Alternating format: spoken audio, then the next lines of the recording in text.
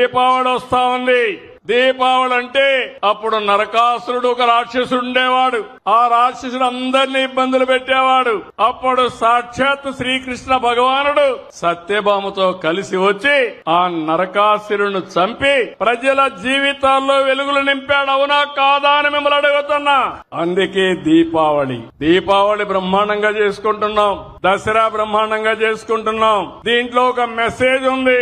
దుష్టుల్ని ఎట్టి పరిస్థితుల్లో ఉపేక్షించకూడదని నేను అడుగుతున్నా. ఇప్పుడు మిమ్మల్ని అందరినీ 19/2004లో ఏం తమ్ముళ్ళు ఎవరన్నా నవ్వే పరిస్థితిలో ఉన్నారా ఈ రాష్ట్రంలో?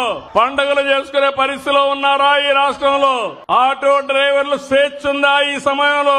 మీటింగులు పెడితే పరదాలు కట్టుకొని వచ్చేవాళ్లు. మేము జల్సాగా 11 కిలోమీటర్లు ఆటో ఎక్కి నేరుగా ఇక్కడికి వచ్చాం. ఎప్పుడన్నా చూశారా ఇలాంటి సంఘటన మీరు? ఇంకో పక్క ఇక్కడ మీటింగ్ పెడితే పారిపోతారని గోతులు దువ్వేవాళ్లు, కందకాలు తీసేవాళ్లు అన్ని పోయినాయి. మీకిచ్చిన దసరా సందేశాన్ని గుర్తుపెట్టుకుంటారా అని మిమ్మల్ని అడుగుతున్నా. దీపావళి గుర్తుపెట్టుకుంటారని మిమ్మల్ని అడుగుతున్నా. మళ్ళా ఈ రాష్ట్రంలో ఇలాంటి దుష్ట శక్తులు రాకుండా, మళ్ళా మనకు చెడు జరగకుండా మనం కాపాడుకోవాల్సిన అవసరం ఉంది. అదే చరిత్ర నేర్పిన పాఠం, అదే మనకు వారసత్వంగా వచ్చే పండుగలని చెప్పి నేను మీకు తెలియజేస్తున్నా. విజయవాడలో చాలా సంతోషం. అన్ని వెహికల్స్ కూడా సిఎన్జికి మార్చారు. ఇది శుభ పరిణామం. 98% వెహికల్స్ అన్ని సిఎన్జి వెహికల్స్ ఉన్నాయి.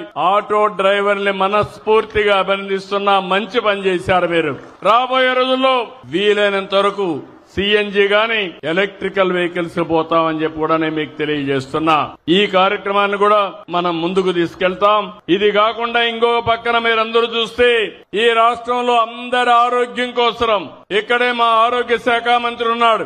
యూనివర్సల్ హెల్త్ ఇన్సూరెన్స్ చేశాం. అది 2,50,000 రూపాయలకు అందరికీ చేశాం. పేదవాళ్ళందరికీ 25 లక్షల రూపాయలు ఖర్చు పెట్టి మీ ఆరోగ్యాన్ని కాపాడే బాధ్యత ఈ ప్రభుత్వాన్ని చెప్పి మరొక్కసారి హామీ ఇస్తున్నా.